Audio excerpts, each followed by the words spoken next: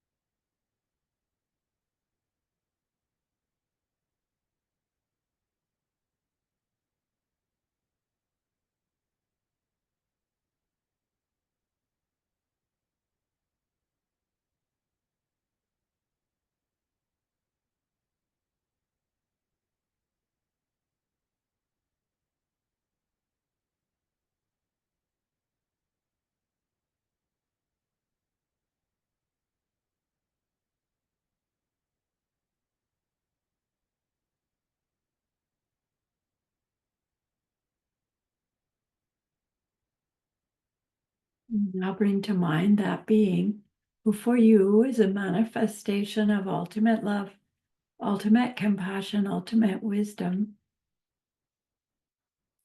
and see them there with you.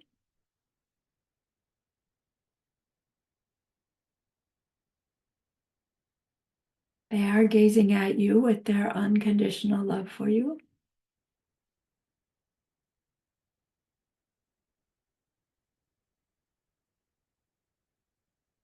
Smiling at you with their holy great compassion.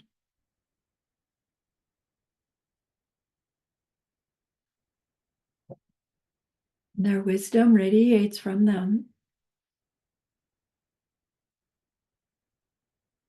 That beautiful golden glow encompassing you in its light.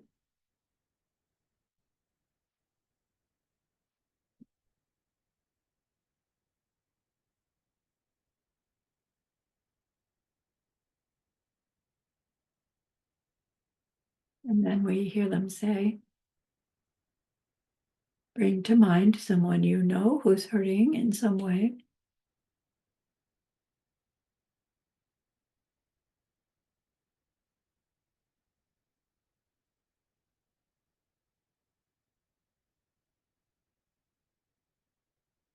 Feel how much you would like to be able to help them.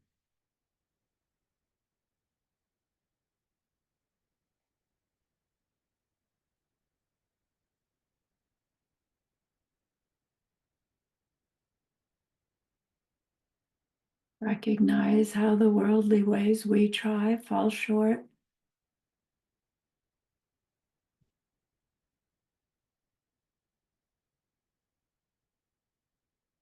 How wonderful it will be when we can also help in some deep and ultimate way, a way through which they will go on to stop their distress forever.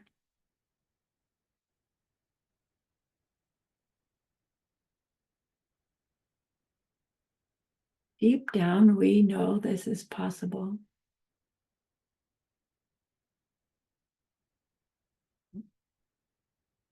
Learning about karma and emptiness, we glimpse how it's possible.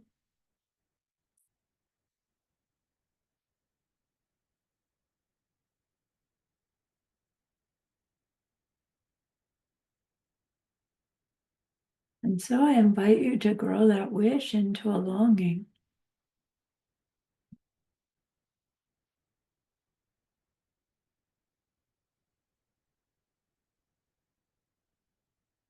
and that longing into an intention.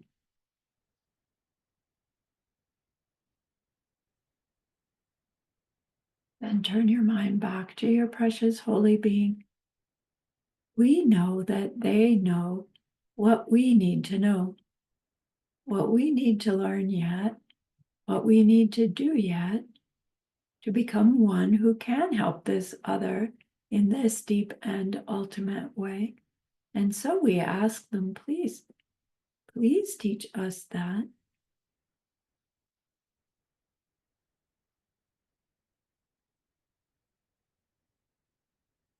And they are so happy that we've asked. Of course, they agree. Our gratitude arises. We want to offer them something exquisite. And so we think of the perfect world they are teaching us how to create. We imagine we can hold it in our hands and we offer it to them, following it with our promise to practice what they teach us, using our refuge prayer to make our promise. Here is the great earth, filled with fragrant incense and covered with the blanket of flowers. The great mountain, four lands, wearing the jewel of the sun and the moon. In my mind, I make them the paradise of a Buddha and offer it all to you. By this deed, may every living being experience the pure world. Idam Guru Ratna Mandala Kaunirya Tayami. I go for refuge until I am enlightened to the Buddha, the Dharma, and the highest community. Through the merit that I do in sharing this class and the rest, may we reach Buddhahood for the sake of every living being. I go for refuge until I am enlightened to the Buddha, the Dharma, and the highest community. Through the merit that I do in sharing this class and the rest, may we reach Buddhahood for the sake of every living being. I go for refuge until I am enlightened to the Buddha, the Dharma, and the highest community. Through the merit that I do in sharing this class and the rest, may all beings reach their total awakening for the benefit of every single other.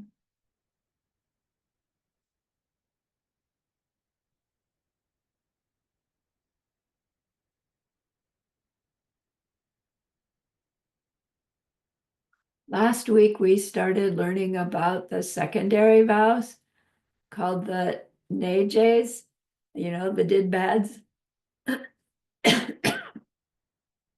We got through the first 16 of them.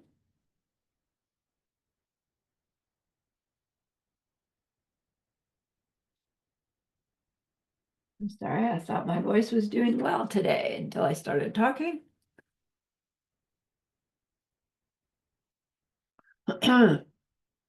So let's carry on. Numbers 17 through 20 are vows that help us avoid behavior that would interfere with our perfection of patience. So remember, perfection of patience, Geshe-la always describes as meaning not getting angry in the circumstance where you ordinarily would.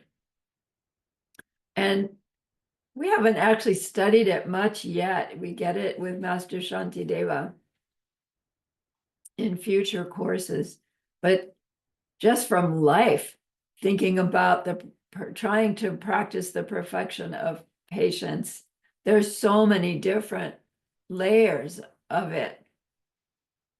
And these vows to avoid it help are things that we can do that gather the goodness so that when we are ready to take on our anger, irritation, frustration, all those emotions that trigger this, right? This feeling of wanting to push back in some way that is this anger that we then justify for all different reasons, doing these behaviors, avoiding doing these behaviors in the vows will help our ability to actually practice our perfection of patience with greater ease, with greater success.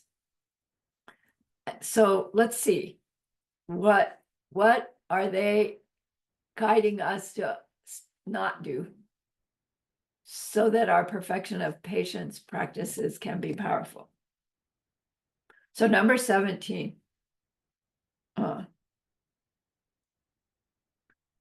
actual verse says to yell back in answer to being yelled at, etc. So the etc. is important, and it comes out to a teaching called losing the 4 points of the practice of virtue. So in my little book card, it says, I will avoid losing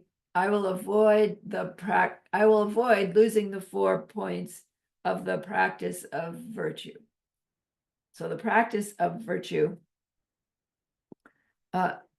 has these 4 different situations. One of them is when somebody yells at us, this vow behavior says, I will refuse to yell back. And it's so difficult. So, because our natural habit is to yell back when somebody's yelling. I mean, we just think that's what we're supposed to do. And that's the right reaction. But again, the crux of our bodhisattva behavior training is to get off this automatic pilot of reacting to life, because our reactions are colored with our misperception. And part of our misperception, of course, is that my me is more important than their me. And so we justify anything we need to do to help and protect this me. Whereas the Bodhisattva has made this pledge, I'm going to become a being who loves everybody as if they're my only child, everyone. And with that state of mind, whatever they're yelling about, we would want to help them resolve it. And then our automatic reaction, if that was really our mindset, would not be to yell back at them. It would be more probably like, wait, I see that you're so upset over something. It doesn't matter whether we did what they're yelling at us about or not. It's not about defending ourselves. It's about, wait, you're so upset. And during their upset, they're planting upset seeds. And that's what becomes unbearable, to see somebody else planting bad seeds.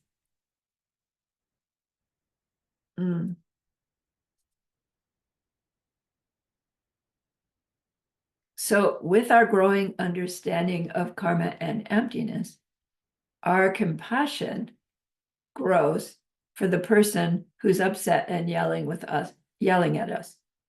And sooner or later, it's going to override our automatic self-protection mode. Now, it's not saying that your bodhisattva vows are going to override your, physical safety mode. You are allowed to run away fast when that yelling person is coming at you with a knife, unless you have the capability, right, to stop them in some way. Okay, we'll get there. So first point of virtue not to lose is to not yell back when someone's yelling at us. Second one, when someone has gotten angry and then put us down in some way, to keep this vow is to not respond in kind. So apparently a typical behavior is somebody's angry with us and then they point out all our bad qualities. And we turn around and say, yeah, but you do, right? We point out their bad qualities in response, as if it's going to help. Again, Bodhisattva would be, oh, wait, that's not going to help anything. That's not what I would do if this person were my 3-year-old child angry with me and saying, Mom, you are the worst mom. Right? You're not going to go, yeah, well, you're the worst 3-year-old in the world. It's not going to be helpful. Third one, when someone hits you, you hit them back. I want to go a little further. When someone's about to hit you, you hit them first, which is, sometimes the mindset to respond with violence. Now, our mind should go, no, wait a minute, we already had a vow about not hitting. Why do we have another one? So this one doesn't have the simmering anger that the vow number 3, root vow number 3 had in it. This is motivated from a different state of mind. Then the fourth one is when someone points out your faults, you do the same to them. So it's a little different than the second one. The second one was somebody's gotten angry with you and is putting you down, criticizing you. That this one is digging up information from your past and bringing it out into public, like humiliating you. And then again, the natural reaction apparently is to turn around and do the same to them. So to not respond in these ways to those situations is what it is to keep this bodhisattva vow. They don't give us any exceptions here. So it's an important one to look at, to see, because, we maybe will first hear it and go, oh, I don't do that. But if they're in our bodhisattva vows, probably we are doing, any one of those 4 combination in subtle ways that is helpful to look at. Number 18, I will avoid ignoring someone who's angry with me. So if we're aware that someone's angry with us, it doesn't matter whether we did what they're angry about or not. To keep this vow means to go and try to clear up the situation with them. Whatever we have to do, apologize. Even if you didn't do it, apologize that they're upset. Somehow try to clear the air with them. Because you don't want them to have this festering anger. So again, as an ordinary human, we would probably say that's their problem. Whether I did or didn't did it, that they can deal with it out of our pride or jealousy or not liking them or, just embarrassment of not wanting to bring it up again. A lot of different reasons we would just say,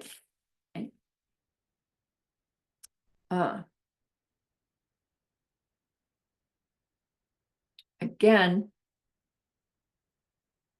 a bodhisattva would care. that they have this festering anger and would know or would believe that that's going to go on to hurt that person. And if there was some way that they could try to clear it up, they would want to do so, even as they recognize, ooh, I don't really want to, I don't want to do that. But there are exceptions to the rule. Let me finish this one, Susanna, and then I'll come to your question, okay?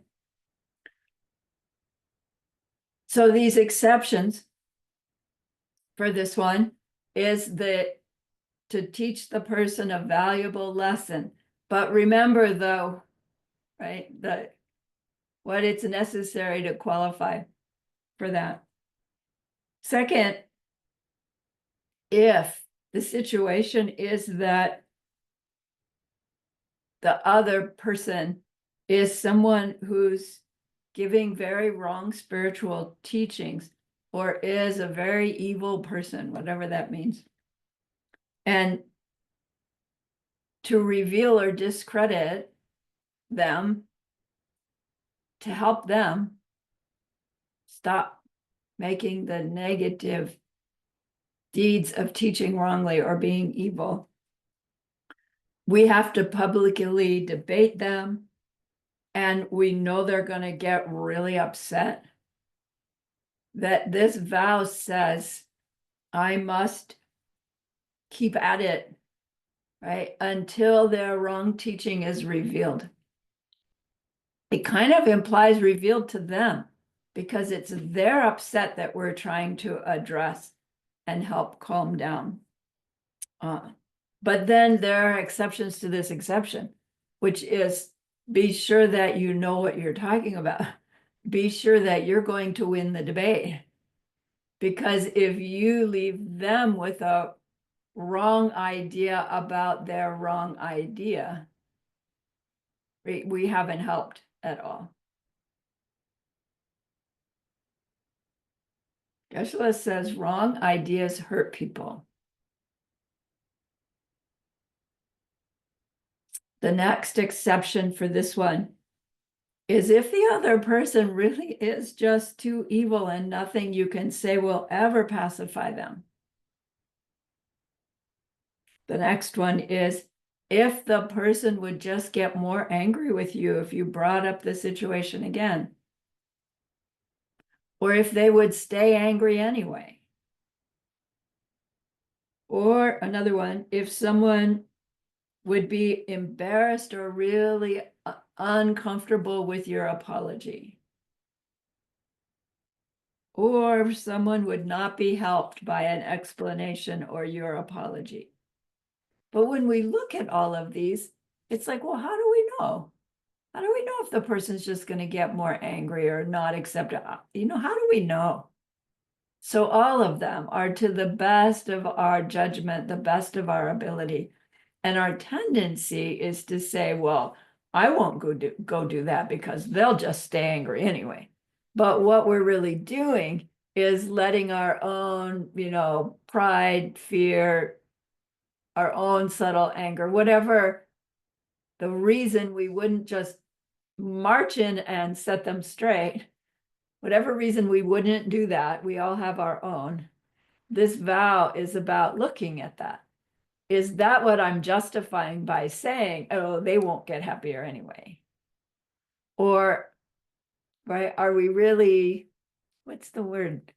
Objectively looking at the situation and them, and our heart is really going, oh, I really want to try to help them. Okay. Number 18. Okay, Susanna, you had a question. Thank you, Venerable Sharani. But you make the answer right now. For me, was the problem. I did make a mistake, but it nothing go wrong. But they were very upset with me, and I apologize 10 times. But they did not accept my apologize. Nothing went wrong, but they were angry about me. Yeah. About the situation. and Yeah. they do not accept apologize. And it makes me weird when I read the number 18 right now. I know. So, when we hit up with these things, the way I've learned to look at it is like, well, okay, my keeping the vows is one thing, but here I have this situation where I'm trying to keep my vow and the other person's not playing right. They're supposed to go along with it. Why would our karmic seeds ripen somebody refusing to accept my apology? Oh, right. Opportunity for our own four powers. Find one when we didn't accept an apology. Do your four powers. But then also find times when you did accept somebody's apology, and especially when you did accept somebody's apology when you really didn't want to. But you said, okay, I see the benefit of, right, accepting and setting this all aside and being done with it. And rejoice like crazy. I did one time accept an apology. I did it 2 times. Wait, I did it 3 times. Yay, yay, yay. To change your seeds. Will that person ever come back and say, I accept your apology? Maybe, maybe not. But in future situations, it's going to be different because you did your 4 powers and you're rejoicing. Even if they still don't accept your apology, it still is different than it would have been. So then you do your 4 powers again, if it's a recurring theme. Do you see? Yeah. Okay, number 19. I will avoid not accepting an apology. Like, perfect. But we had it before. We had a root vow number 3. But again, the root vow number 3 that was avoiding the simmering anger that makes us not accept their apology. And this one is more motivated by pride, laziness, or disrespect. And there are exceptions to number 19. So we are not obligated as a bodhisattva to accept every apology that comes our way, if they do. So one exception is if by not accepting the apology, you're teaching them a lesson, but all those other caveats. If their apology is improper, meaning it's insincere or disrespectful, you don't have to accept it and you don't have to even listen to it to avoid breaking this vow. And it's like commonly when we make our apologies,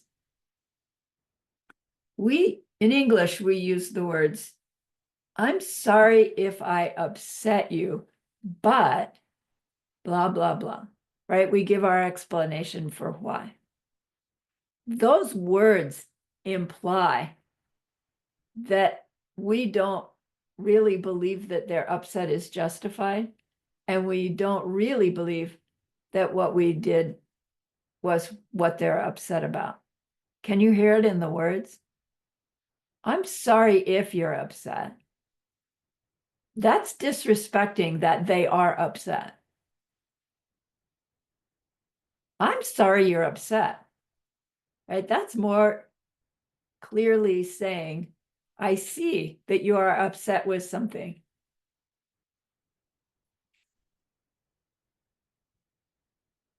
When we say, but, I don't know what they call that word. It's a negator.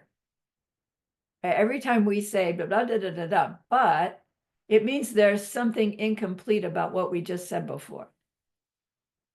So I'm sorry if I upset you, but because of this, this, this, and this. Do you see the but means because of these things, you got upset, but you really shouldn't have. It's the implication. If we heard somebody apologizing in that way, we may still say, okay, fine. But subconsciously, we've heard them apologize in a way that didn't really mean much. Which means when we apologize in that way, that's the message we're conveying as well to our own mind. I don't know if the other person's going to hear it that way. Right? But in terms of the subtleties of English, at least, that our apologies can be not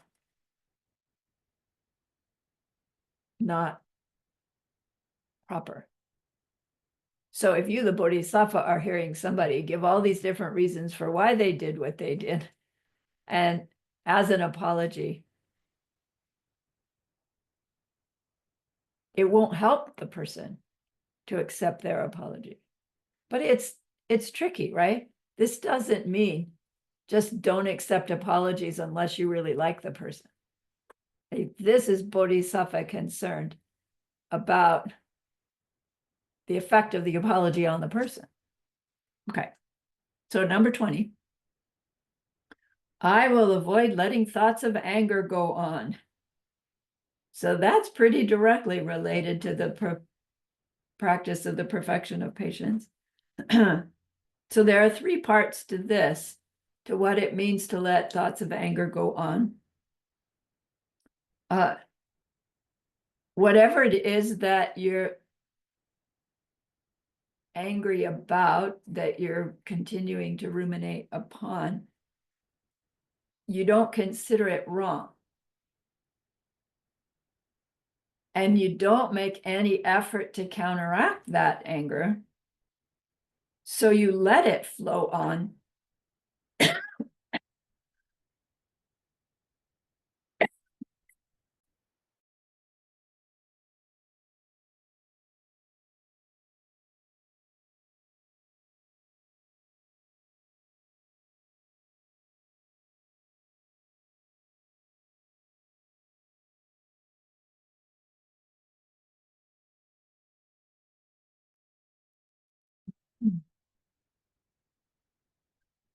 Even enjoying it somewhat. So these 3 are not considering it wrong, don't make any effort, and so let it flow on. If you are thinking it's wrong, you would make some effort to counteract it, even if your efforts fail. You would, the effort to not let it flow on, instead of flowing on like this, it would like v, and then there'd be gaps in between. The effort to have gaps in between, that rehashing the situation, keeping the anger going on, the effort is to keep this vow. It does, we don't break the vow if our efforts to stop the thoughts fail. It's applying the effort and to try to struggle.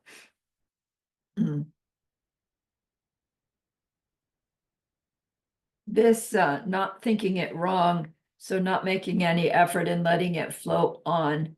One of the situations that's common in a human world is what we call righteous anger. You know, somebody's been maligned in some way, and we get upset over that, and we step in, you know, with this anger, and we justify the anger because that person's been wronged. And it's a hard one to really grapple with, because Bodhisattva teachings say any anger is is powered by powerful ignorance, ignorant disliking, and even justified ignorant disliking is ignorant disliking and perpetuates a world of things that we dislike. And so this teaching says, yes, there are injustices that happen. And yes, there are actions that can and should be taken to help everyone involved. Remember the ship captain and the murderer? But to do those deeds with anger, justified because that person is so bad, the one who did the injustice, is not protecting the third person, the one we're trying to protect with our justified anger. Now, does that mean we never act forcefully? Remember the mom and the 3-year-old running out in the traffic, right? You know, smack their bottom, make your point to get it across, done out of love. And they call that forceful action that looks like an angry mom. They call it wrath, but easily used to justify anger that we don't want to not act from. Yeah, mom, she does. If you said to mom, how did you feel? Man, I was angry with that child. But her anger is not with that hatred, right? It's out of protection for the child. It's out of fear. And really, when you dig into those mental afflictions someday, fear and anger are really tied together. Okay, so in Buddhism, it says there's no such thing as there's no such thing as an anger that can bring about a good result. The closest we get to an unpleasant emotion being a virtue is regret.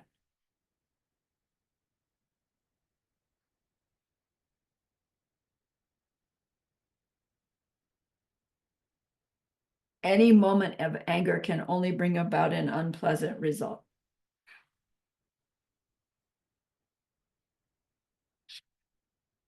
Now, there are exceptions.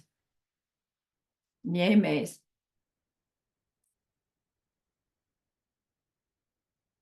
So if we're trying to counter our anger, like overcome it in some way, before we do our response to it, we don't break the vow, even if we can't quite counter that anger, right? We try and it comes back up. We try and it comes back up. We're keeping the vow by trying. Secondly, if we have some amount of regret, shame, embarrassment about being so angry, right? Being any angry, as we're being angry, we don't break the vow as we can't stop from being angry, right? The English is getting difficult, getting subtle. The slightest effort to resist our anger avoids breaking the vow. And every time we make that effort, our ability to make that effort will get stronger, right? The making the effort plants seeds to be able to make effort. The effort being successful is different seeds. Okay. So the current idea of expressing your anger, like even punching a pillow, our tradition says not actually helpful.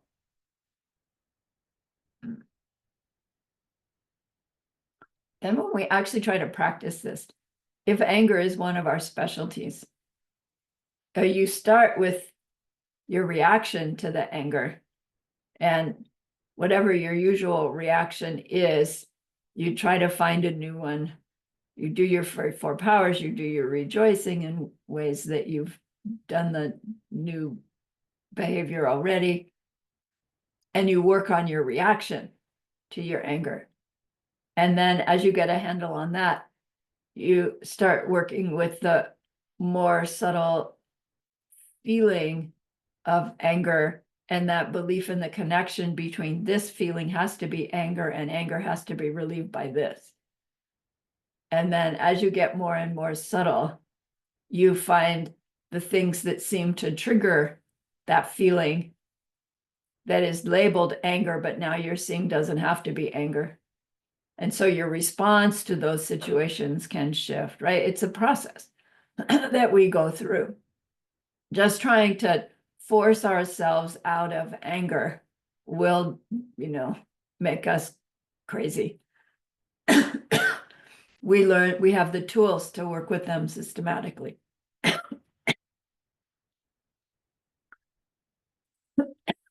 Keshla points out that the only way to stop our anger entirely someday is to perceive emptiness directly.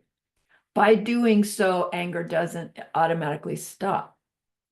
But that's when we are finally not replanting the ignorance factor that forces us to blame the other, whether it's the rock you tripped over that made you angry, or it's the other person who wore the wrong color on Friday.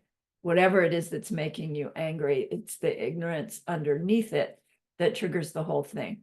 So when you no longer believe in that situation being the trigger of my anger, we stop replanting that ignorance. And that's the only way through which we can ever actually rid ourselves of the anger and seeds for more. Okay.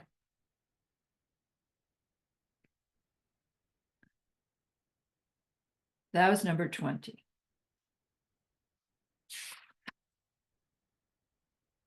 I will avoid letting thoughts of anger go on.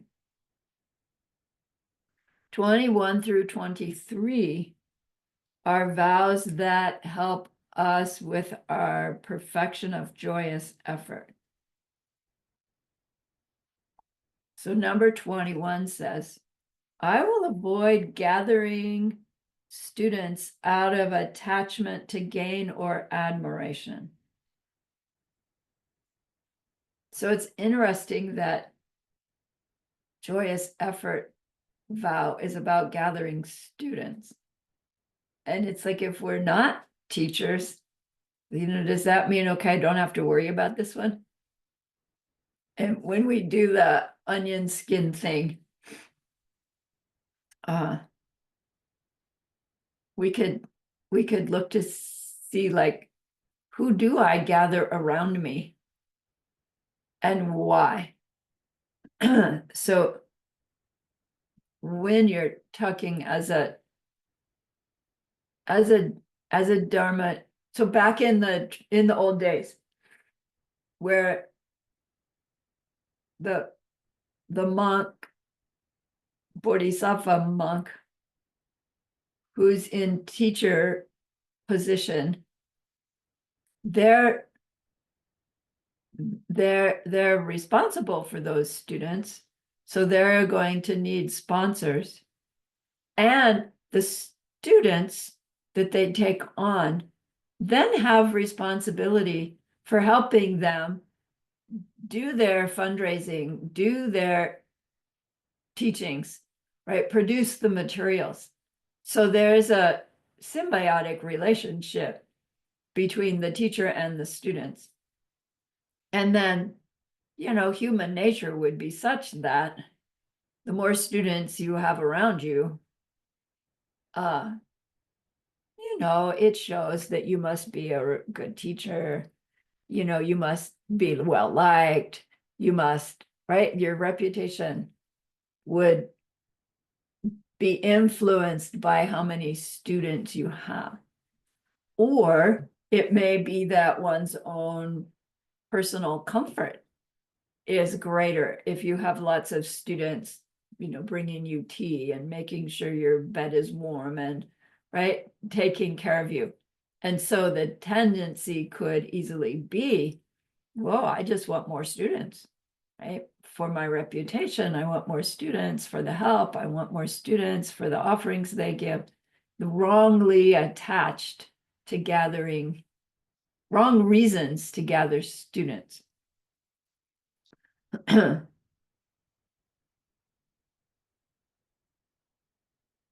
Geshe-la said, a good sign that you have a certain amount of this wrong reason for gathering students, or friends or colleagues or, right, whatever, is if you feel jealous towards other teachers or jealous towards other people in your similar situation.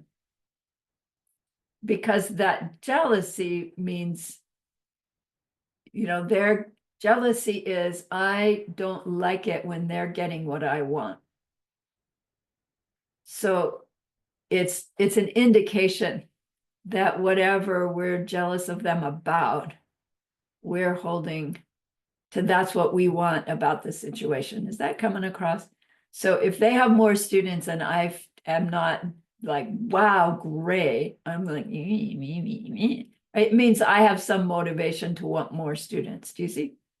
So it's a way of seeing whether we're doing this comparison and gathering our students for the wrong reasons. It is lovely to have people that care about you and want to take care of you. And it's like, I was that one, and now I'm in the position of being the receiver of that one. And it's nice to be attended to. And Geshe-la made the point that the Bodhisattva is not supposed to reject all that because it's such goodness for the people who are helping. But it's the attitude of, I want more, I want more, I want more. And that is this secondary vow against joyous effort. So joyous effort, it would be like, I've been taught this stuff, I have it to share.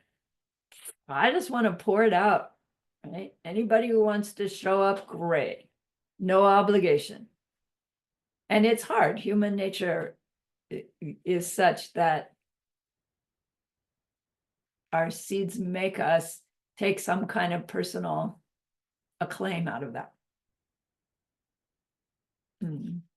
Number 22, I will avoid not trying to stop laziness, etc. So laziness, etc. means all those things that we do that waste time. And then again, it's like, that's charged. What does it mean to waste time? Can you really be doing bodhisattva deeds 100% of your time? It's like, no, at some point, right? We have to rest and relax. At some point, we have to just do the dishes. No, wait a minute. Doing the dishes can be bodhisattva deed, right? Okay. But still, eventually all the dishes are done. Then what? Oh, clean the floor. And then what? Oh, right. It's like, is this saying never stop?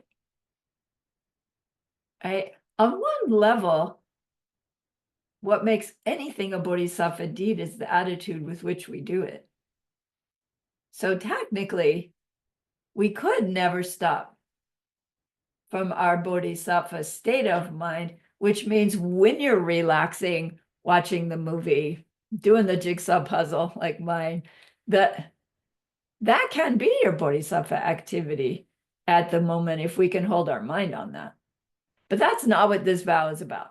This vow is about that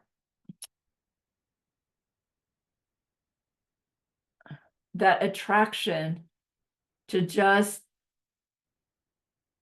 lazing around, doing nothing.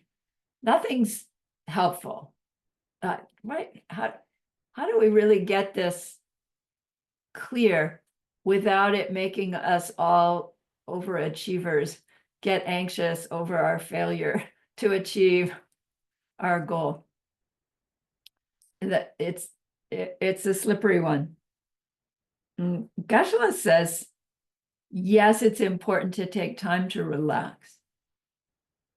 And then it's important to know when you're done relaxing and it's time to get back. Our seeds for humanness is to want to relax more and more and more. And so we can easily like slide into what he called, being a lazy, selfish slob.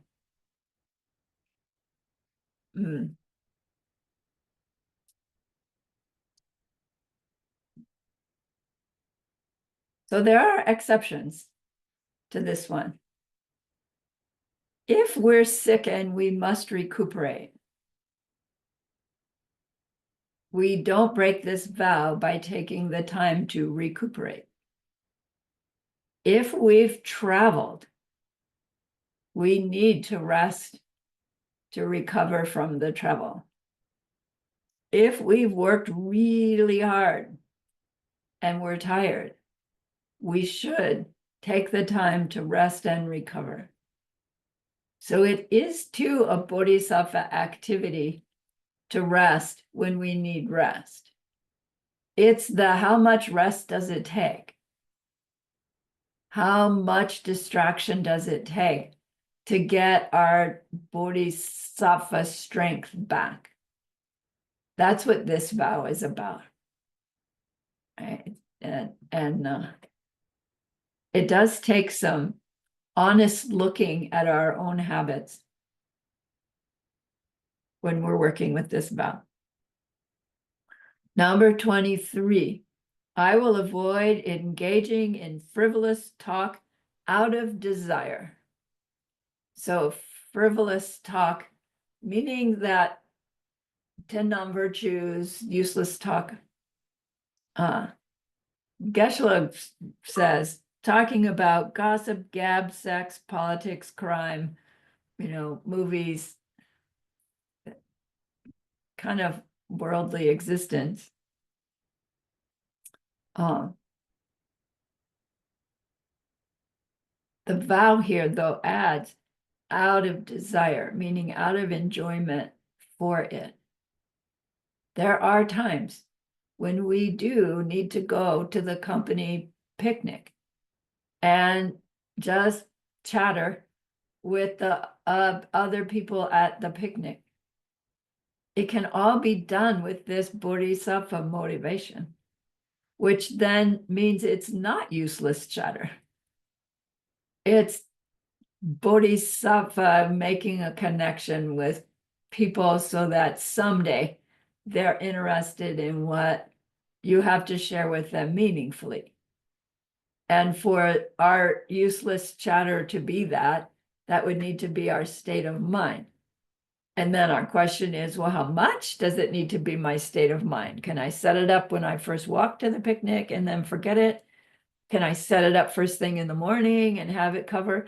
It's like, yes. And the greater the extent of that state of mind, the stronger it is in the seeds that get planted as we do the useless chatter, right? So it's not an on or off. It's a quality of that state of mind that turns our useless chatter into significant interaction with others.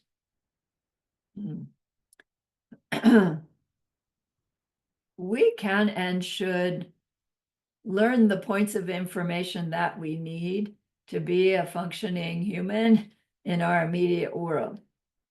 But how much of it does it take? How long do you want to spend on it?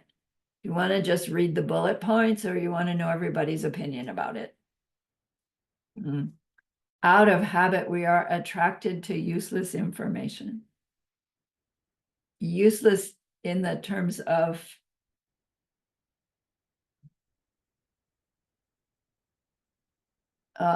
speech that contributes to the end of suffering for everybody. So we spend time on things that don't help our spiritual progress. He says even gossip about what's going on in your Dharma center is considered frivolous talk out of desire. So we could still frivolous talk when we're saying words of Dharma, right? Which is probably worse than weather or politics. So now there are exceptions to the rule. If you are fully mindful about your speech and are aware that your frivolous speech is necessary to complete your work or put others at ease, and you're ready to cut it off at any moment, then you don't break the vow. Second one, if you are in such a conversation and you are looking for an opportunity to turn it to a more meaningful subject. And the third one, if you just need to get information, then we don't break that vow. Geshe-la says, our window of opportunity for our minds to function properly is so brief that to waste a moment of it is an indication that we don't believe that our window of opportunity is brief. Right? One of the very early realizations is impermanence along the Lam Rim. And it does take some revisiting from time to time. We get on a certain level of our path and it's like, okay, I'm on a roll. And then we lose this feeling of, at any moment, this could shift. And if we have that at any moment, this could shift feeling, not as an anxiety producer, but as a motivator, then we really are consciously deciding, do I watch that movie or do I get out a text and read it? And we make this conscious choice. Right? Maybe there's a reason to watch that movie with somebody. But then does it take 3 more movies? Or do you cut it off and go to bed so you're rested the next day? We're our own judge. Right? Don't make yourself into a Dharma crazy person that all you ever do is read Jetsun Kappa, right? Geshe Michael is like that. Yay, I rejoice in Geshe Michael.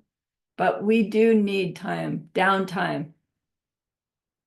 And we use it effectively, says these Bodhisattva vows, and the behavior shows us how to do that, right? The guidelines show us how to do that. All right, let's take our break because we're starting a new category of vows. So it's a good time. I'm going to pause the recording.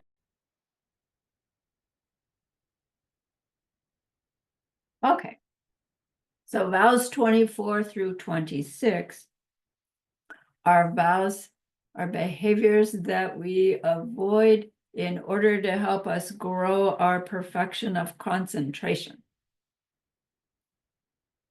So number 24 says, I will avoid failing to seek the meaning of single-pointed concentration. Failing to seek the meaning of single-pointed concentration. It does not say failing to reach single-pointed concentration. So you're not breaking any vow every time you meditate, and don't meditate single-pointedly. Failing to seek the meaning. Geshe-la describes from the commentaries, it says, we damage this vow when We know someone is teaching about how to reach single pointed concentration, and we don't go to learn more about it. Like out of some wrong motivation, of course, out of pride, out of laziness, out of disrespect, out of jealousy. But there are exceptions, of course. If we're sick and we can't physically get there, or if we are suspicious that they're not teaching it correctly, or if you've already mastered it, any of those reasons would protect this vow if we heard there was a teaching and we didn't go. So again, recall that when these situations came up that needed these vows to be developed, teachings were given live at monasteries or in gardens and sometimes in public, but mostly at places. And so if you lived in this monastery and somehow you heard that somebody in that monastery was teaching single-pointed concentration, you, the ordained monk, right, you're like not supposed to go because you stay in your own monastery. You, the bodhisattva monk, it's like, ooh, can I get there? I should go. You would ask permission from hopefully your bodhisattva teacher, who would give you permission, and then you would have to get there, right? Do you see? So there are these circumstances that apply. Nowadays, there's so much available online. It sounds like, well, that means we should attend absolutely every teaching that's ever given on meditation. And of course, that isn't possible. The important thing in all of these vows is our motivation for making the choices that we make. Human motivations are these pride, jealousy, laziness, find them, find the one that guides your choice making behavior, and be aware of how that's influencing our choice. And apply our bodhisattva mindset to the best of our ability in order to make the choice that we're going to make. And really, that applies to all of these behaviors. Get off automatic human habit and be aware of motivation and act from a growing bodhisattva motivation is, once we have vows, I've sworn to try to bring happiness to other beings. So I've sworn to do what I can to learn how to be a happy being myself so that I can help them do it. Okay. Geshe-la pointed out that to reach the direct perception of emptiness experience requires us to be able to hold our mind in that level of concentration called the first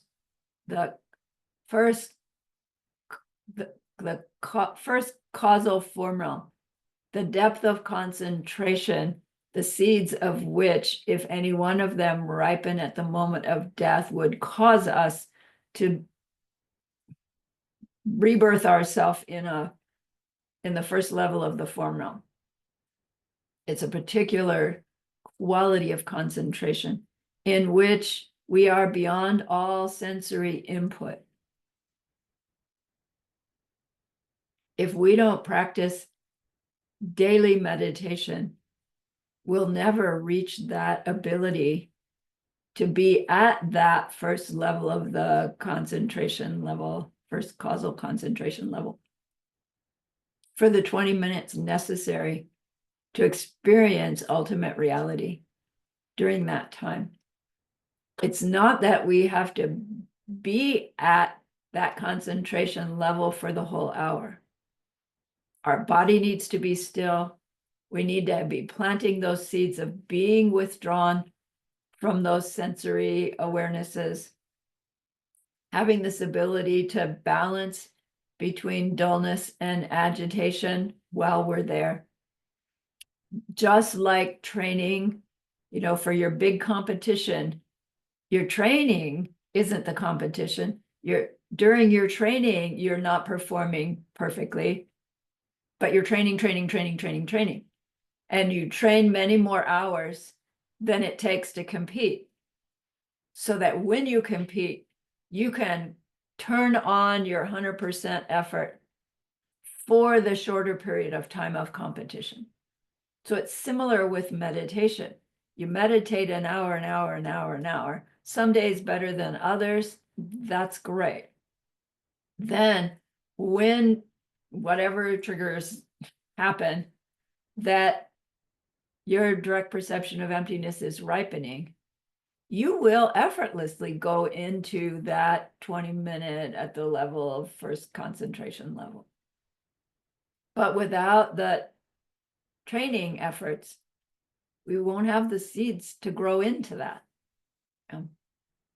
So if you're not already building up to the hour of daily meditation, start somewhere and add a minute every week.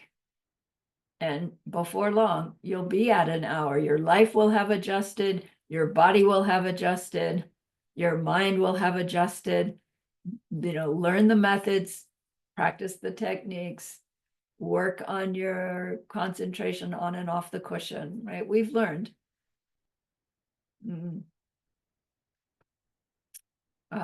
It's a matter of application. Lastly, Geshe-la says, if the teaching you have heard about is in a different lineage, you don't break this vow by not going. So that helps a bit. Number 25, I will avoid failing to remove the obstacles to meditation. So when we learn ACI 3, we learn those 5 obstacles and 8 antidotes. These obstacles are a little bit different. They're not different obstacles. They're spoken of in a different way. These come from Arya Nagarjuna. He lists the 5 as restless desire or missing someone. That's one. Malice, drowsiness and dullness. That's one. Attraction to the objects of the senses and unresolved doubt. Those are the 5. So they're the 5 that these bodhisattva vows are speaking towards.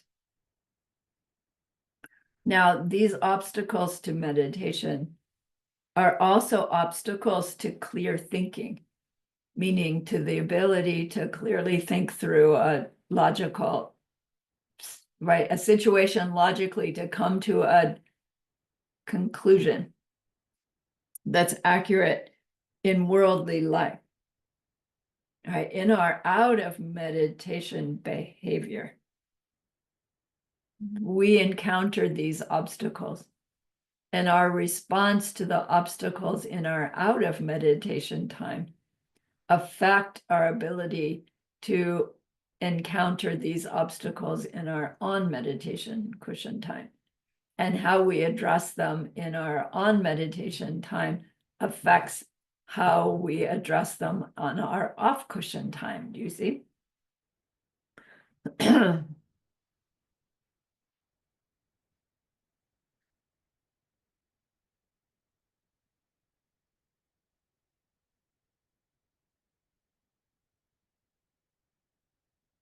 Geshe-la pointed out this vow is talking about on meditation time, on cushion time.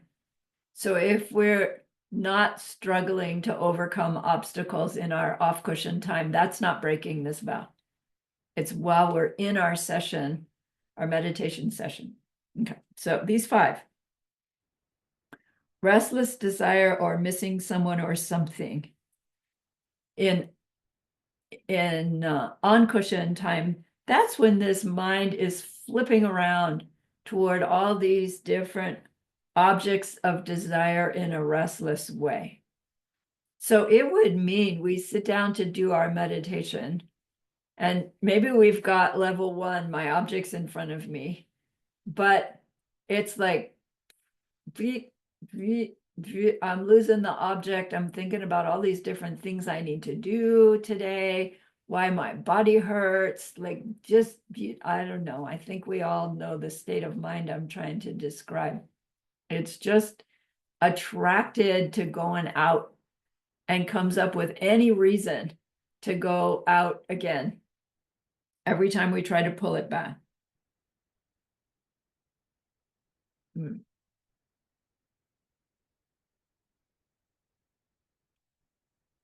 We break this vow when we don't try to tether that mind, right? It's on that rope and it's going out, and you're pulling that rope back, making it shorter and shorter. To not make the effort breaks the vow. Next one is malice, which is, malice means, what does malice mean? There's somebody or some situation you're upset with, and malice means you're staying upset and you'd really like some unpleasant result to happen to the beings involved. It's a kind of ill will. Malice. So in meditation, what's included in malice is any irritation, hatred, jealousy, like any of the aspects of ignorant disliking going on in our meditation without us, recognizing it and trying to rip it out, instead of it going on somehow justified, which our whole state of mind is, well, I have to think about it to figure it out. But we're doing the thinking about it without the figuring out part. So it takes this clear watcher state of mind to not only be aware of the thoughts that are going on, but the reason why I'm letting those thoughts go on, if I am. Yeah. Okay. The third one is this dullness and drowsiness, to let dullness and drowsiness go on. It's focusing on our meditation object without the clarity, without the intensity. That we want this bright-eyed, bushy-tailed quality of mind in meditation. And then with that bright, clear state of mind, we want that fascination or curiosity that like really pinpoints our focus onto the object. And for most of us, it takes a constant effort to keep ourselves from the intensity making us get agitated, leading to losing the object. And when we loosen up in that tightness, it's hard not to slide into the losing the keenness, and then that will slide all the way into losing the brightness. So that was our course 3 that we studied, but we never actually did together, to explore those different qualities of states of mind in meditation. And this vow is saying to not be struggling with the dullness and drowsiness when we recognize it, is to break the vow. And the thing with dullness and drowsiness is you're so dull you can't struggle with it. And so it is dangerous. It's dangerous too to get in a place where you're on your object, and bright, but not having this keen fascination about it, because that's a state of mind called subtle dullness, and it's very pleasant. And so who wants to interrupt this pleasant state and increase the gnar that makes you have to work hard not to get agitated, right? It's easy to find ourselves in subtle dullness in meditation and think we're doing a good meditation. So again, this vow is, I'm going to try hard to check for those states of mind and do whatever I can to adjust them. If we're finding that the deeper we get in meditation, the duller and drowsier we get, it may be that we are just too tired to meditate. It may be that you just need to get more sleep. It may be that you need to back off in your time. Maybe you've pushed to a 40-minute meditation, but it's 5 minutes of bright, clear focus and it's 25 minutes of dull. Then back off. Start again.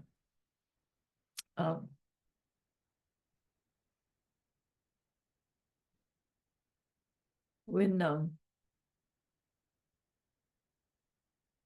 we went into Great Retreat,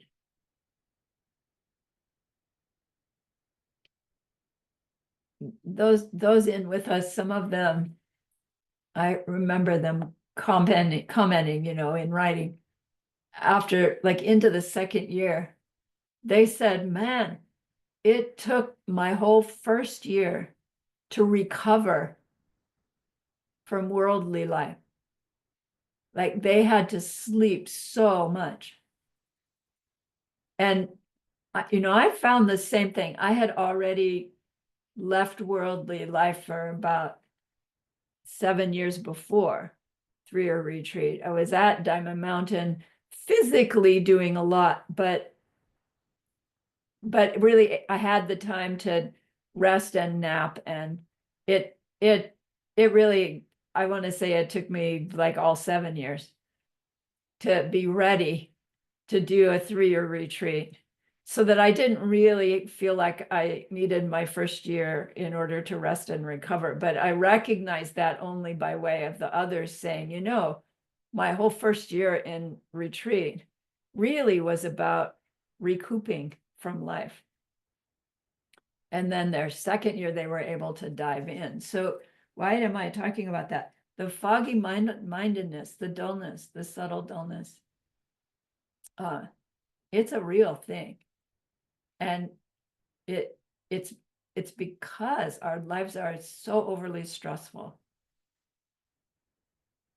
Right? You just can't turn that off. And when we go into meditation and our like physical nature goes, oh, finally we're turning it off, what does it want to do? Crash. It just wants to crash. So it's difficult. It's difficult to balance outer life such that our inner life, our meditation life, actually becomes the priority. And we take on less and sleep more if we need to, in order for our inner life to be more effective. All right. So get enough sleep is the moral to the story. The fourth one, attraction to objects, to sense objects. When we are in meditation, the physical body is still impacted by sounds, smells, taste, technically, and tactile sensations. And then, of course, the thoughts is what we're turning to use. As we go deeper in meditation, those inputs are still happening. We're training ourselves to be able to be uninterested in them and turned away from them, such that the meditator is no longer aware of them. right? The body is still getting impacted, but your awarer is not.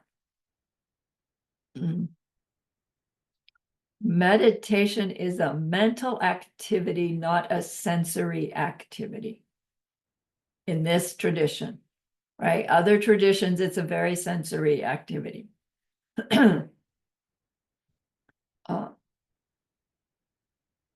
Our habit and really our physical need for safety is for our mind to address every one of those sounds, those, right? Safe or not safe, danger, not danger, right? So we're really bucking the system to turn inside and ignore those things, which is why we learned about meditating in a safe place, right? So that we're setting ourselves up for being able to reduce this mammal need to be constantly on alert whether I'm safe. Then on our off cushion time, when we're following every sensory input, that's planting seeds to follow every sensory input while we're in meditation. While we're in meditation, not following all those sensory inputs, it's going to reduce our need, our attraction to follow all those sensory inputs in our off cushion time.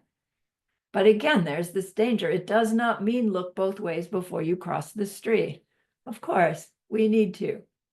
But do we need to look in every store window that we walk by? Do we need to be alert to safety, not safety? Yes. But do we need to be, right, following our attraction to outer things? This is the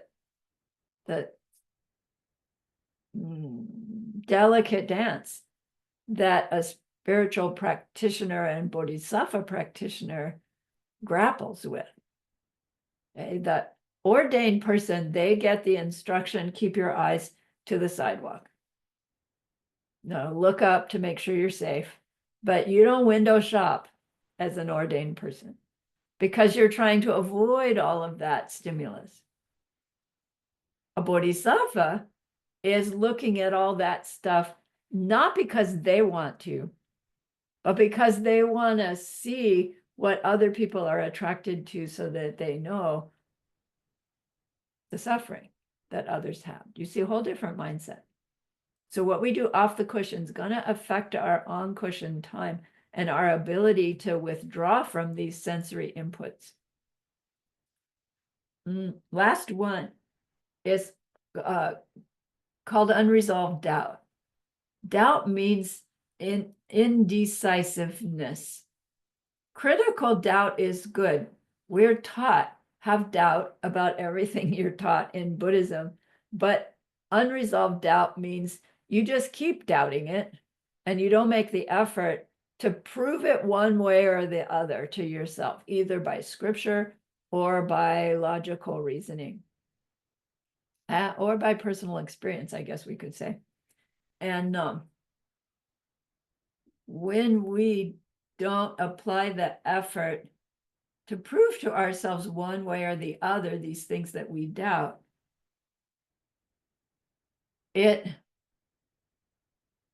an obstacle to gaining the wisdom that is truth, right? You can see how the seeds would work. It's like if we let these unresolved doubts go on, it blocks our ability to have clear understanding of the very truth we're studying so hard to get a clear understanding of.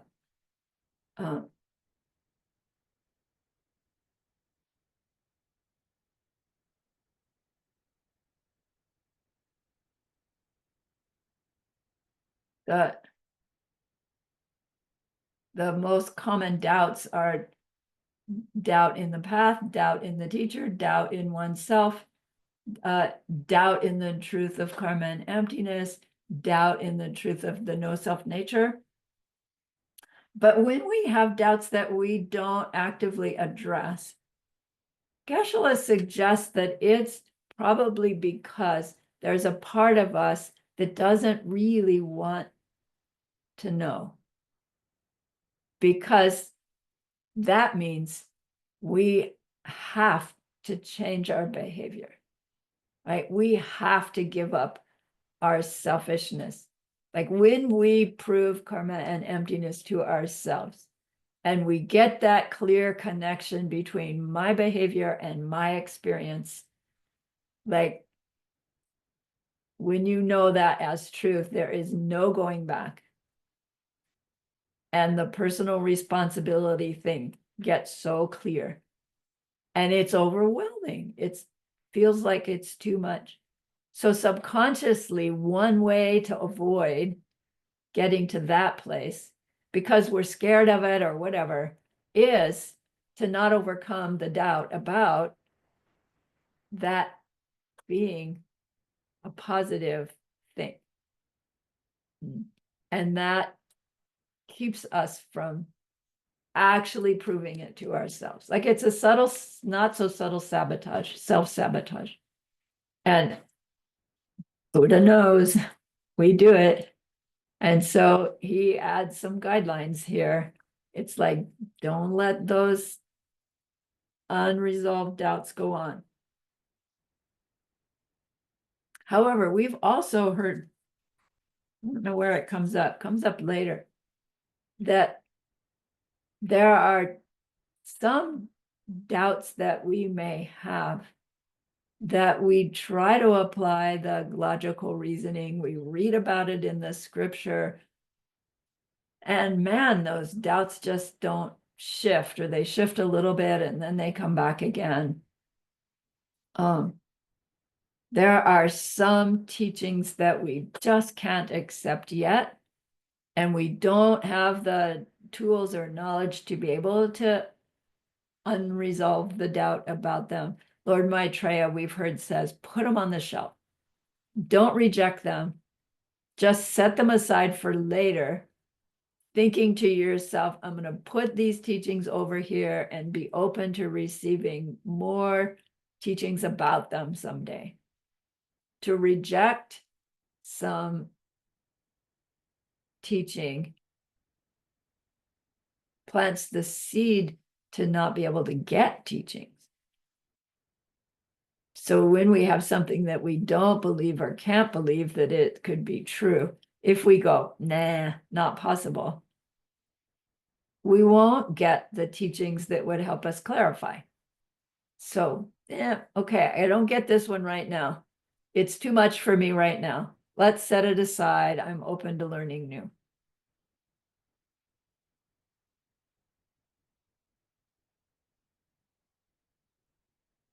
So we don't break this vow if we're trying to stop these obstacles.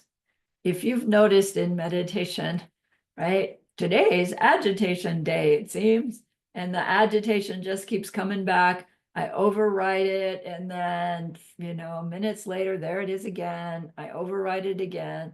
That you don't break the vow by having the agitation. You break the vow by not trying to correct it. Right? Thank goodness for that.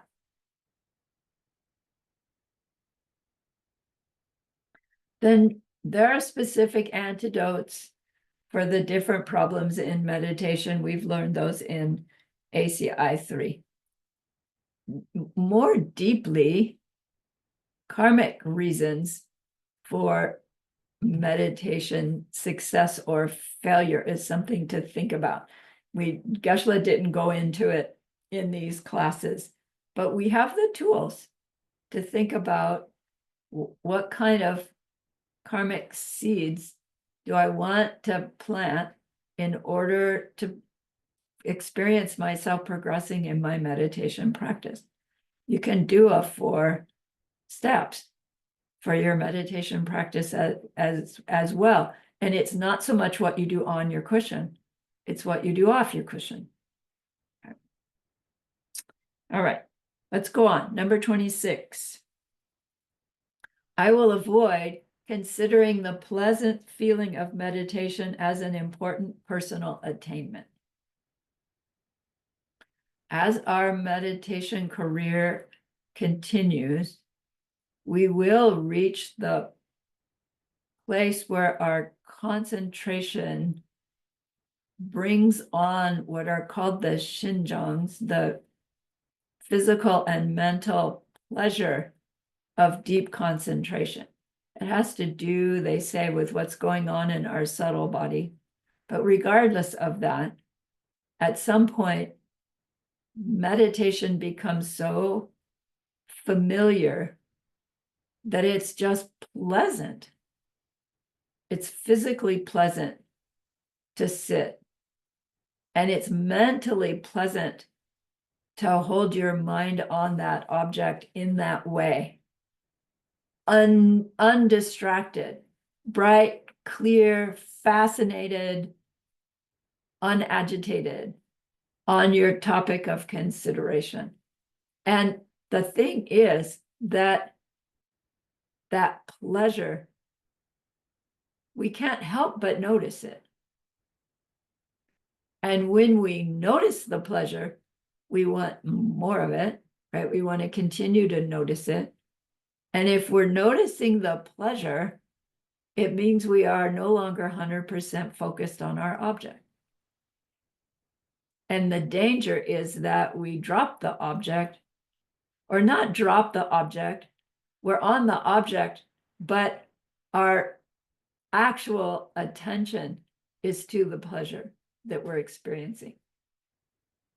And that will stop us from going any further. Because every day we'll sit down into meditation for the pleasure, saying, no, I'm really on my object, I'm doing great meditation, but we're in it for the pleasure, do you see? Now, there's nothing wrong with reaching the pleasurable levels of meditation. And in the secret teachings, like the training is to use pleasure as the path. It's like, great, then I'm going to get to that pleasure and then use it as my meditation object, and that's a mistaken idea. Right? So we have our bodhisattva vows that say, yes, you're going to reach pleasurable meditations, but no, they are not your focus. They are not the goal. So don't get distracted by them, which is why they give us a vow. The way we grow the seeds to not get distracted by the pleasure of meditation is to not get distracted by the pleasures of life. Does that mean we avoid them? No. We understand where they're coming from and how to perpetuate them, which is to share them to the best of our ability. Yeah. Okay.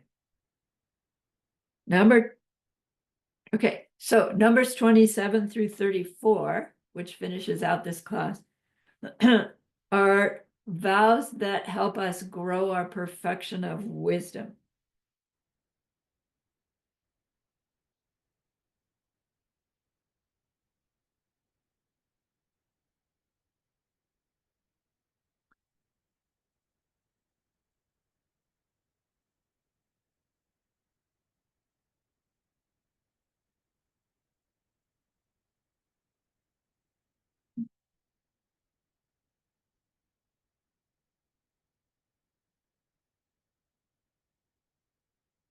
Number 27.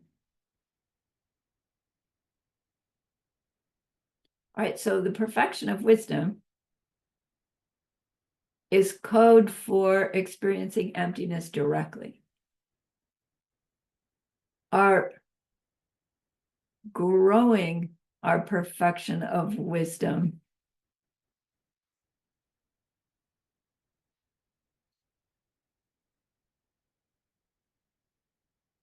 our practicing the perfection of wisdom would technically not happen until after we've had the direct perception of emptiness, because growing the perfection would mean living according to what we now know, and that would be our path of habituation.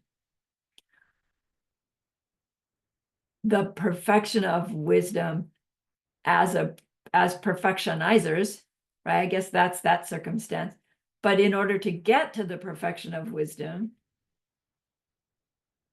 we learn about it,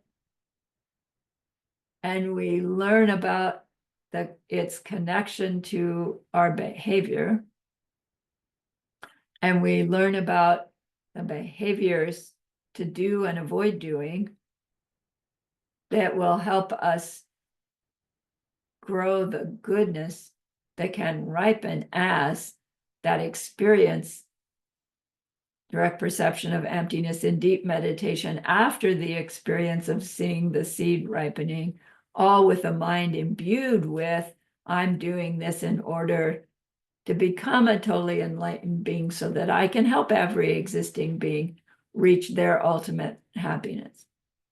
Why did I go into that? We're studying Bodhisattva vows, which means we're Mahayanists, which means our perfection of wisdom is that series of circumstances and experiences that I just described. So the vows are about avoiding behaviors that would block us from growing our understanding of the realizations necessary along the Lam Rim that are growing the goodness that can ripen into that series of experiences, right? So these vows, vow number 27 says, I will avoid rejecting the Hinayana by saying that bodhisattvas should not study, listen to, or follow the Hinayana teachings.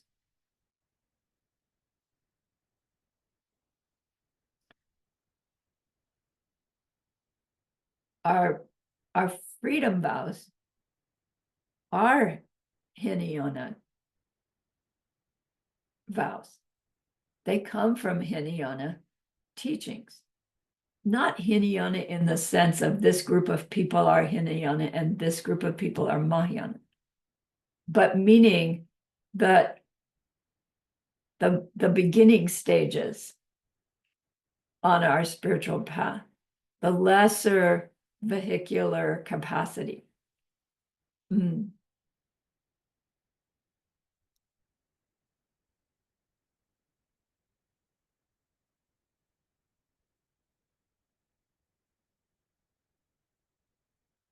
So it seems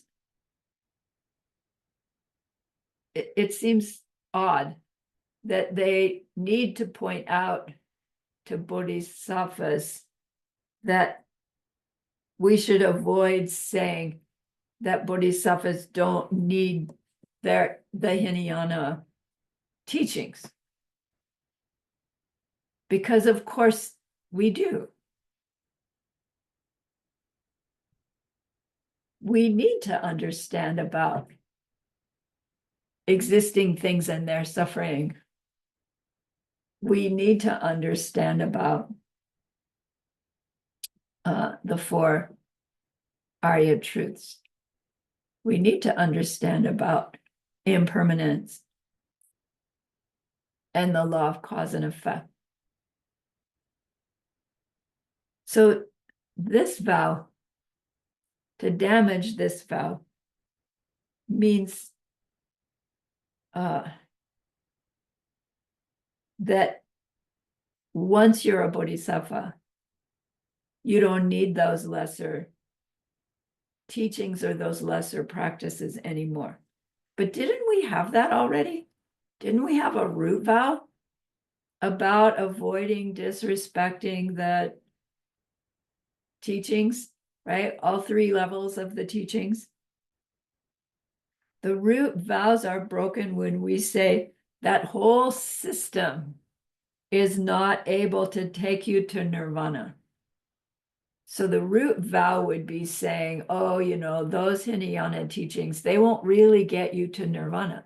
Wait a minute, that's what they're for. They do so get us to nirvana. And so if nirvana is your goal, then that's what you do. That's what you study. That's what you practice.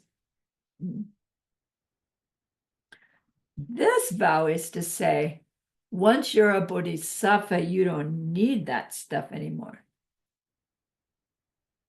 which is silly. Your bodhisattva behavior is based on those Hinayana vows, our freedom vows. Think of the context, though. There could be people who, like the instant they come across a spiritual path, their seeds are ripening such that they already automatically are wanting to help all others. Like their compassion is already there. And then they meet a teaching that shows that, son of a gun, you really could become a being who could help everybody. You really could stand on a billion worlds. And you're like, wow, I want that. And you step right into the bodhisattva way, like straight in to the bodhisattva way. You've never heard about the Hinayana stuff. And then, the teacher says, look, you've got to learn about impermanence. You've got to learn about, right, your leisures and opportunities. You've got to learn about refuge. And the tendency, because of seeds, might be, no, I don't, I'm ready, right? So this vow says, no matter what level you are at, root vow, don't claim that the Hinayana won't work. That we don't need to do Hinayana to reach nirvana, we do. And this one says, don't say a bodhisattva doesn't need it. Doesn't need refuge, impermanence, karma, and emptiness. It's ridiculous. But it must happen because here we've got a vow about it. So whether this is saying you, the bodhisattva, say it to somebody else who may or may not be a bodhisattva on the bodhisattva track yet, would be breaking this vow. Or to say to yourself, I don't need those lower vows anymore. I've got bodhisattva vows. Is disrespecting the teachings Buddha gave, which was Hinayana first, Mahayana second, and to disrespect the teachings, plant seeds in our minds to not get more teachings. Even if we're sitting in class hearing the words, to not get it, right? In the sense of really being able to pick up on the message. Okay. Geshe-la said in the monastery, which are Mahayana monasteries, they're training bodhisattvas. They spend 10 years studying Abhidharma Kosha. As they're also studying their Mahayana, they're studying the Hinayana. It's a necessary foundation. We've learned that so well. So I will avoid rejecting the Hinayana by saying that bodhisattvas shouldn't study it, listen to it, follow it. Number 28 says, I will avoid devoting myself to the Hinayana at the expense of my Mahayana. So suppose you started at Mahayana and then you're taught the foundation of refuge, leisures and fortunes, impermanence, and then refuge comes actually, and then cause and effect. And we like, wow, that's so fascinating. The 4 Arya truths and the 12 links of dependent origination, man, that's all you need. And then we focus on those teachings more than we focus on our Mahayana teachings. That's to break this vow. So the first one says, don't say that Hinayana is not necessary, because it is. This one says, but don't, right? Don't give more time to your Hinayana study and practice than you do to your Mahayana. Right? Whether you're saying it to yourself or you're saying it to somebody else.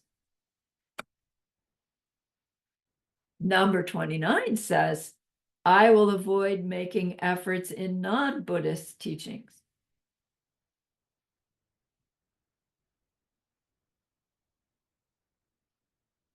So that sounds like it means you can't ever take a class in anything other than Hinayana or Mahayana Buddhism. And that that's not what this is saying.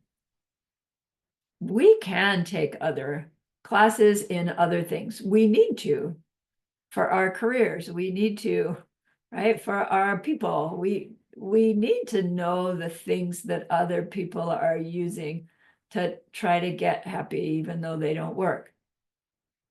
And so we don't break our bodhisattva vows by taking classes in other things or studying other things or even practicing other things to some extent. This means that when we study something other than Buddhism, if our attraction to it then means that we are spending more time on it than we are on our study and practice of our spiritual way, that's what breaks the vow. We can very well take some kind of training that's non-Buddhist. And as a bodhisattva, it's like I'm trying to learn more tools through which I can help other people in worldly ways, help them so that I can have this connection, so that I can someday bring them to their total enlightenment. And to have that attitude as we're learning whatever we are learning, whether it's for work or for interaction with others, we are not breaking this vow to do so. We break the vow when it's like, whoa, this is fascinating. I'm going to follow this instead.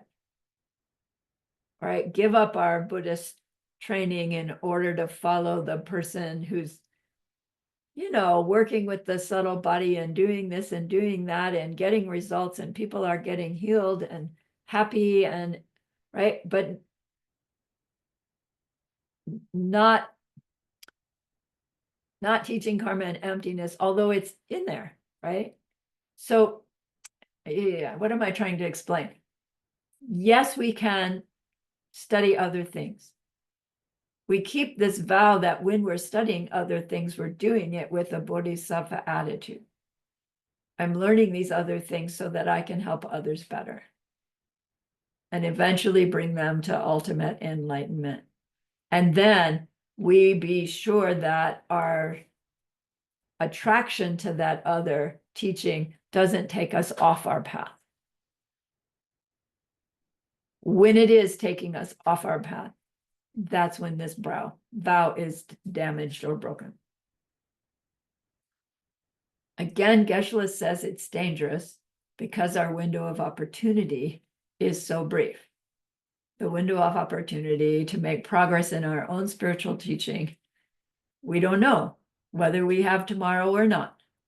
So be careful in your choices of what you spend your time on. All right.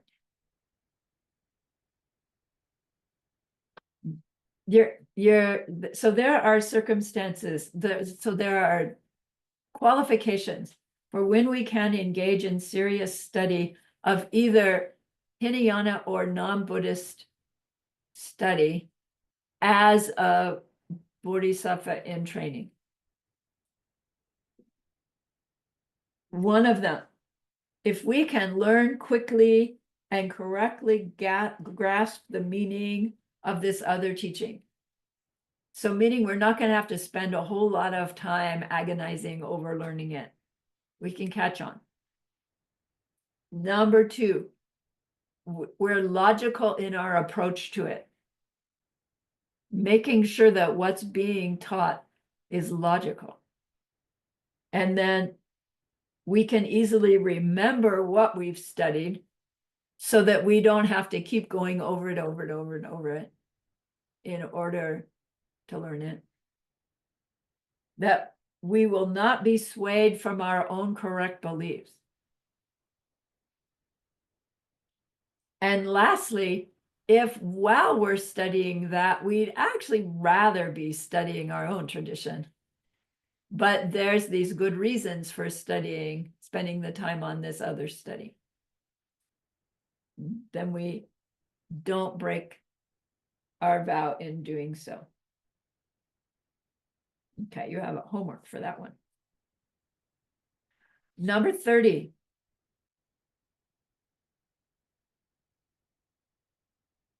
In a case where I must make efforts in a non-Buddhist subject, I will avoid being attracted to it. Meaning we have this attitude that there's a good reason for why I'm compelled to study this non-Buddhist thing. But I will not get sucked into it and give up my spiritual path teachings.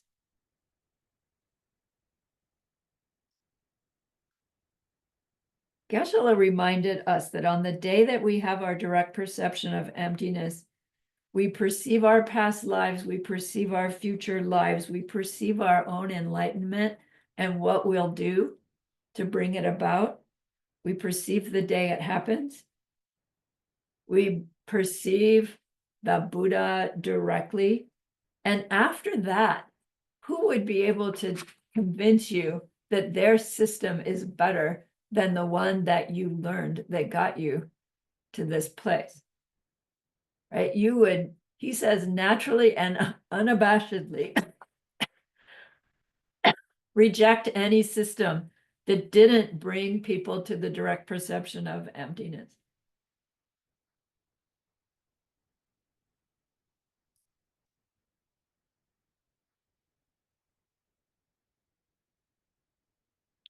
But then he also said, and remember that Lord Maitreya said, never reject a teaching outright, right? So Geshe-la just said, these teachings are the only ones that will take us to wisdom, which implies reject everything else. And so he reminds us that Lord Maitreya says, don't reject anything. Put it on the shelf for more information. Technically, we can reach wisdom through any teaching, right? If we know how to logic it out.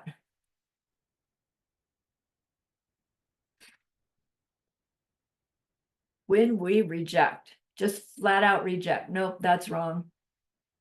We plant the seeds, right, to not receive.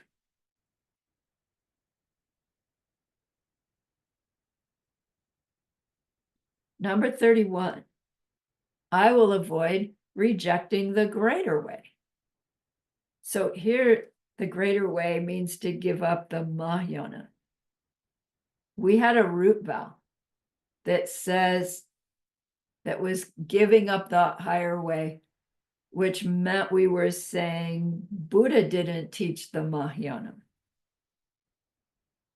The secondary vow is to disrespect or discount any spiritual collection of the greater way. So this really is criticizing some text or teaching that is a Mahayana text or teaching. And it gives us specific examples. If we were to say, oh, this part is not good, it's not important or not correct, the term they use is inferior. So you're reading some Mahayana scripture and you say, this isn't right. This can't be right. This is inferior.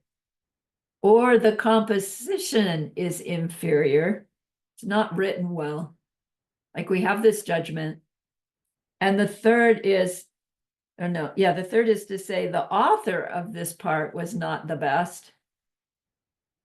Hopefully that would only be to a commentary, that we wouldn't be saying Buddha, the author, isn't, but maybe. And then the fourth one is to say this part can't help living beings.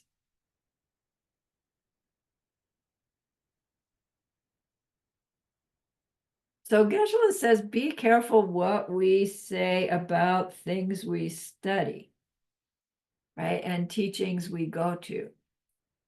We have judgments. They're coming out of our seeds. To be aware that we're having judgments and to accept or reject them, especially before we say anything out loud, either to ourselves or somebody else, by saying, that's not right. That's not helpful. That wasn't well done.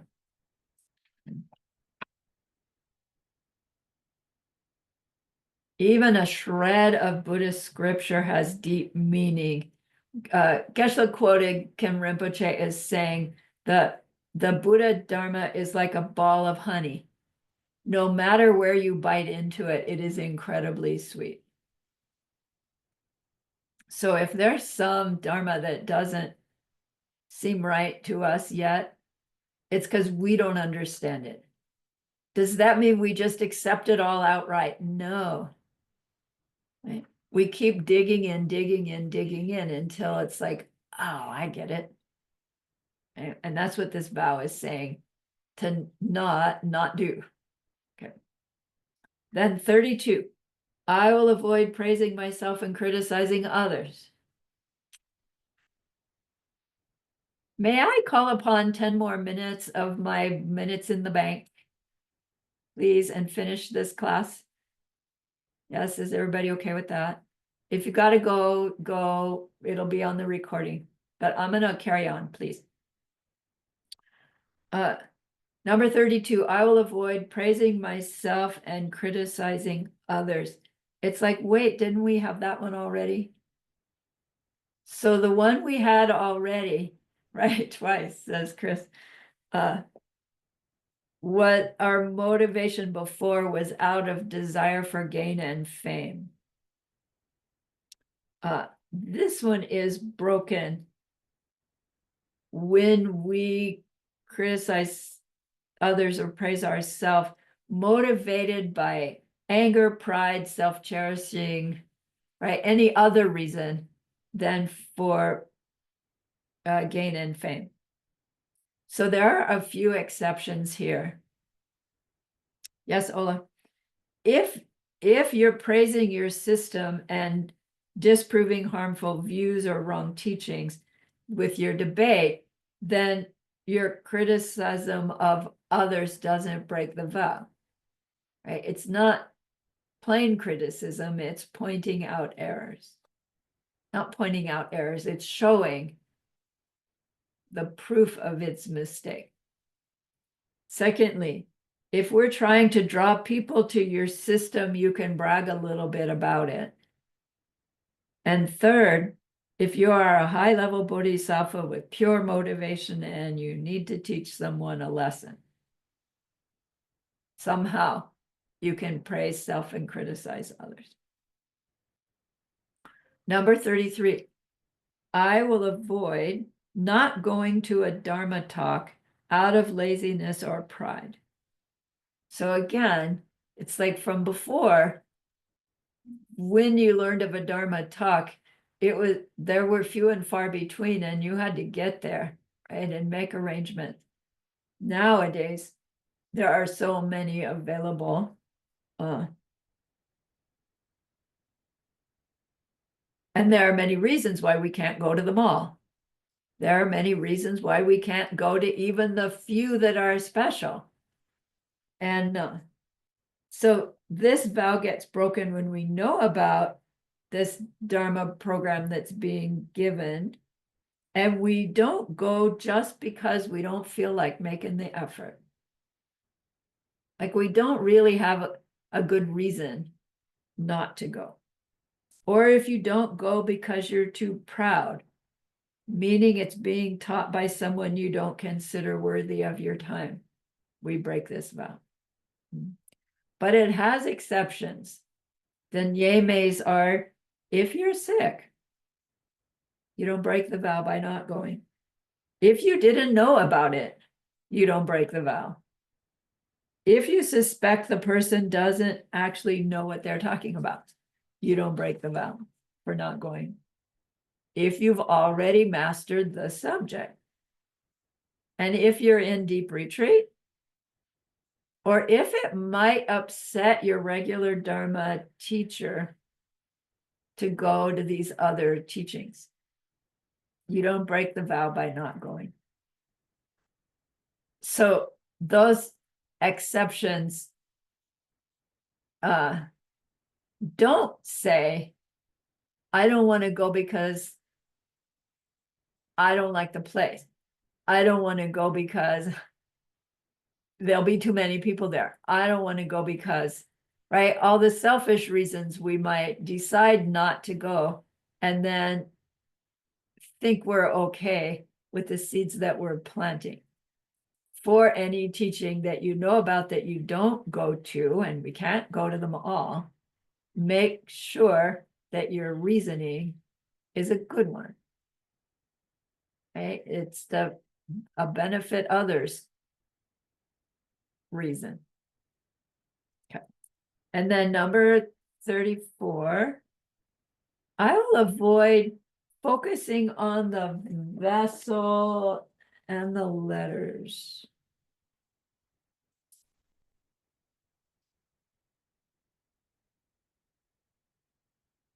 Let's see how this is worded.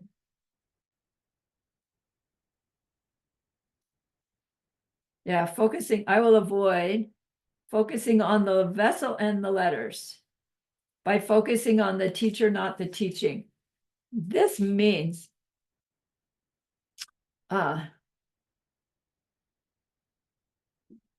we can be attracted to a particular teacher, either, because of how they look or how they behave or what they seem to represent or what they seem to have promised us. And our attraction to them is because we like them and we want to be special to them. But in fact, what they're teaching is actually secondary. We like the way they teach. We like the activities that they arrange. And that becomes more important to us than what they're actually teaching. That's what it is to focus on the vessel and the letters. It's actually a disrespect of the teacher. And it seems like the other way around. It's like, no, I like them so much, I'll go to everything that they teach, but only so that I can be close to them, not so that I can have them really teach me anything. It would be subtle. Only the individual is going to know this one. What's our attraction to the teacher? Is it that they're clear and concise, or is it that they relate to my experience, or right? Is it what they're teaching me that attracts me to their teachings, or is it them? You see the difference?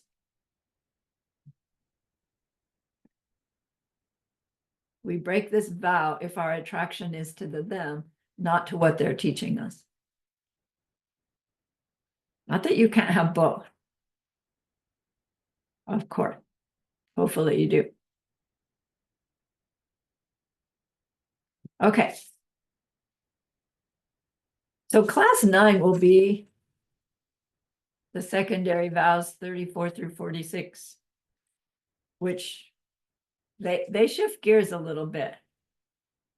They're less, I will avoid this, to I will do that. Having to do with how we go out amongst our world.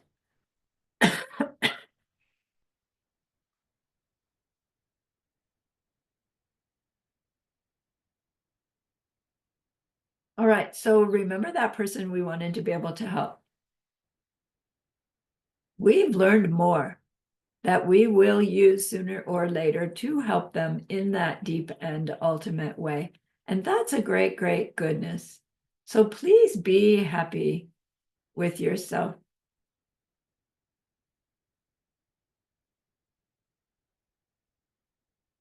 And think of this goodness like a beautiful glowing gemstone that you can hold in your hands. Recall your own precious holy beings. See how happy they are with you.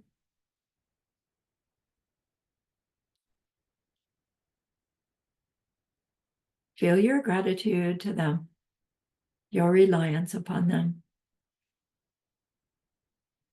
Ask them to please stay close, to continue to guide you, help you, inspire you, support you, and then offer them this gemstone of goodness. See them accept it and bless it, and then carry it with them right back into your heart. See them there, feel them there.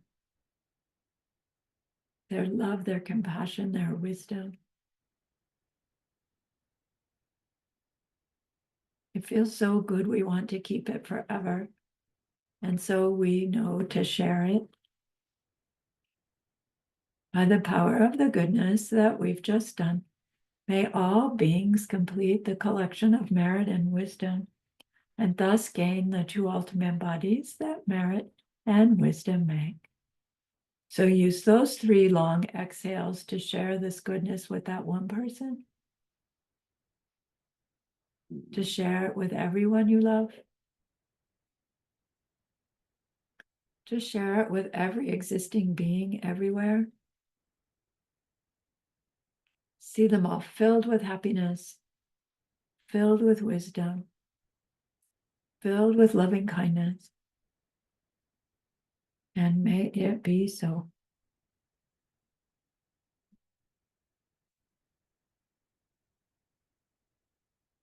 Okay, thank you so much for the opportunity. Thank you for the extra minutes.